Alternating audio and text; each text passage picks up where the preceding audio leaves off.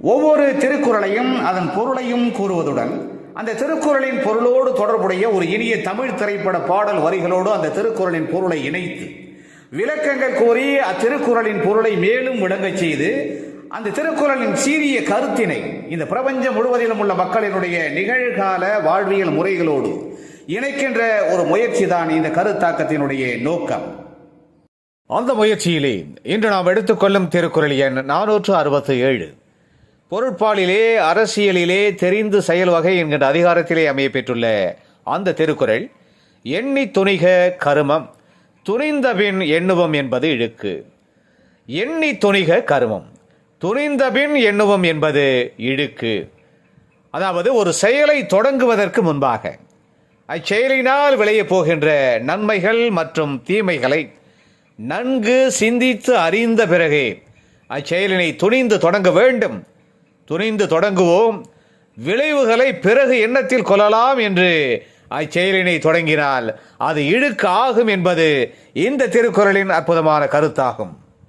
இந்த திருக்குறளின் தெரிந்து செயல் வகை தொடர்பான இந்த கருத்தோடு தொடர்புடைய இனியதொரு தமிழ் திரைப்பட பாடல் வரிகளை நாம் தேடுகின்ற பொழுது கவிஞர் வாலி இயற்றியிருக்கிற ஒரு புகழ்மிக்க பாடல் வரிகள் நம் நினைவுக்கு வருகிறது.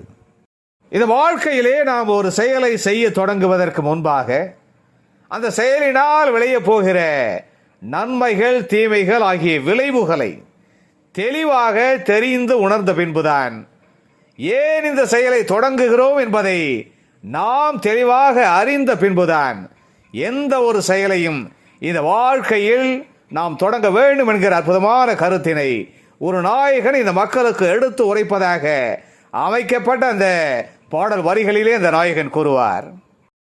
நாம் எந்த ஒரு செயலை செய்ய தொடங்கினாலும் பிறர் எந்த ஒரு செயலை செய்வதை பார்த்தாலும் ஏன் இங்கே இந்த செயல் செய்யப்படுகிறது என்கின்ற கேள்வி கேட்காமல் இந்த வாழ்க்கை இல்லை.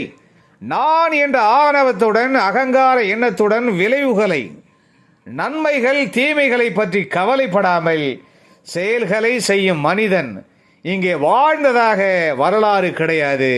எனவே நமக்கும் பிறருக்கும் நன்மைகளை விளைவிக்குமா என்று எண்ணி பார்த்து துணிந்த பின்புதான் செயல் எதையும் தொடங்க வேண்டும் என்கின்ற அருமையான கருத்தினை அந்த நாயகன் மிக நேர்த்தியாக எடுத்துரைக்கின்ற அந்த அற்புதமான பாடல் வரிகள் இடம்பெற்ற தமிழ் திரைப்படம் 1965 வெளிவந்த 1000 ஒருவன். வாலியின் அந்த அற்புதமான பாடல் வரிகளுக்கு விஸ்வநாதன் ராமமூர்த்தி இசையமைக்க டி.எம். சௌந்தரராஜன் மிகுந்த கம்பீரத்துடன் நேர்த்தியுடன் பாடுகின்ற அந்த புகழ்மிக்க பாடல் வரிகள் இதோ என் குரலில் உங்களுக்காக.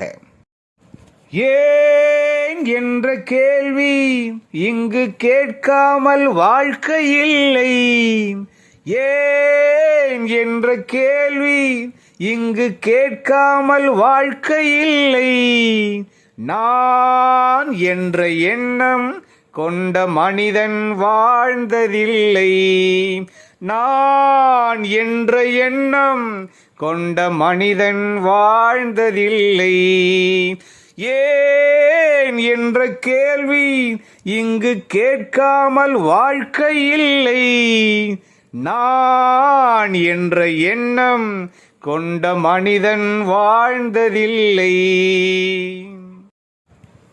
எனவே நாம் ஒரு செயலை இந்த வாழ்விலே தொடங்குவதற்கு முன்பாக அச்செயலினால் விளையப் போகின்ற நன்மைகள் தீமைகள் ஆகிய விளைவுகளை நன்கு சிந்தித்து அறிந்த பிறகு அச்செயலினை துணிந்து செய்ய தொடங்க வேண்டும்.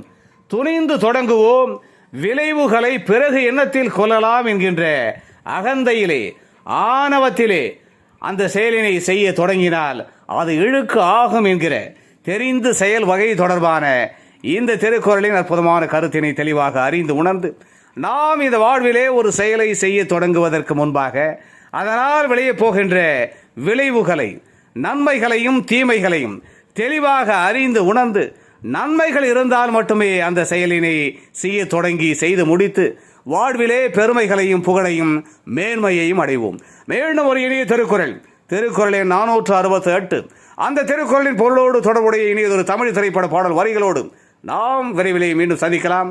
அதுவரை அன்பு வணக்கம் கோரி விடைபெற்றுக் கொள்வது உங்களுடைய அன்பு ஆராய்ச்சியாளன் முனைவர் கா. சிவசங்கர்.